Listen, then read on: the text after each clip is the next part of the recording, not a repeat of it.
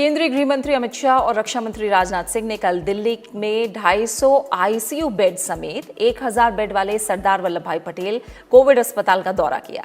ज्यादा से ज्यादा लोगों के उपचार और जान बचाने के केंद्र सरकार के जज्बे को और मजबूत करते हुए ये अस्पताल भारतीय रक्षा अनुसंधान और विकास संगठन, गृह मंत्रालय, स्वास्थ्य और परिवार कल्याण मंत्रालय, सशस्त्र बलों और टाटा सन्स ने मिलकर रिकॉर्ड 12 दिन में तैयार किया है। दिल्ली में कोरोना वायरस के बढ़ते मामलों पर लगाम लगाने के लिए केंद्र सरकार की ओर से लगातार जरूरी कदम उठाए जा रहे हैं। इसी क्रम में सरदार वल्लभ भाई पटेल कोविड अस्पताल का दौरा करने पहुंचे केंद्रीय गृह मंत्री अमित शाह ने कहा कि प्रधानमंत्री नरेंद्र मोदी इस चुनौतीपूर्ण समय में दिल्ली की जनता की मदद करने के लिए पूरी तरह से प्रतिबद्ध हैं।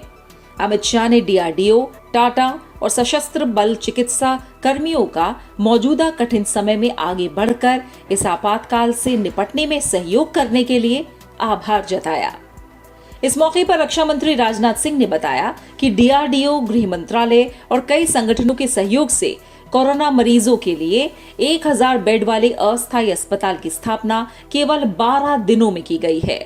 यहाँ पर 250 आईसीयू बेड भी शामिल हैं।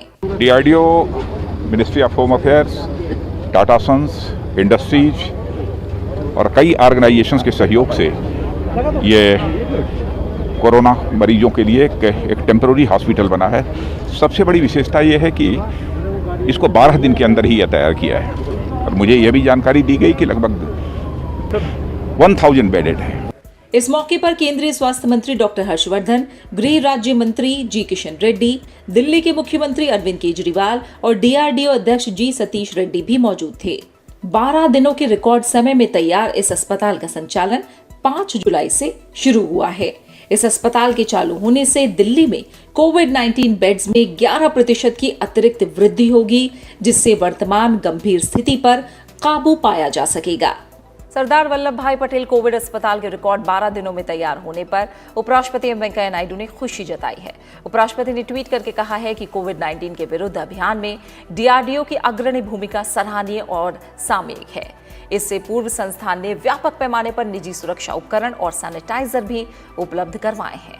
दिल्ली में डीआरडीओ की ओर से बनाए गए सरदार वल्लभ भाई पटेल कोविड-19 अस्पताल का दौरा करने पहुंचे मुख्यमंत्री अरविंद केजरीवाल ने कहा कि अभी अस्पतालों में बेड की कोई कमी नहीं है। उन्होंने कहा अगर कोविड के मामलों में उछाल आता है तो ये कोविड बेड बहुत महत्वपूर्ण होगा।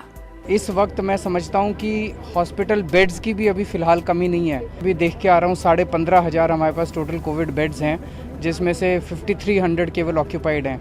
आईसीयू बेड्स की थोड़ी कमी नज़र आ रही है कि अगर आने वाले दिनों में मान लीजिए भगवान ना करे ऐसा हो कि अगर स्पाइक आता है तो आईसीयू बेड सबसे क्रिटिकल होंगे, तो ये आईसीयू बेड्स हमारे लिए बहुत क्रिटिकल होंगे। डीआरडीओ के चेयरमैन जी सतीश रेड्डी ने कहा कि कोरोना से निपटने के लिए डीआरडीओ अब तक 70 मेड इन इंडिया उत्पादों का निर्माण कर चुका है।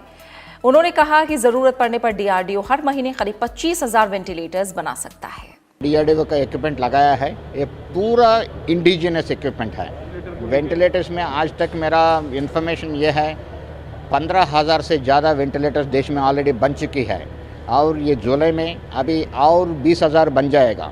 मतलब 35,000 से 40,000 तक ये महीना में आ जाएगा।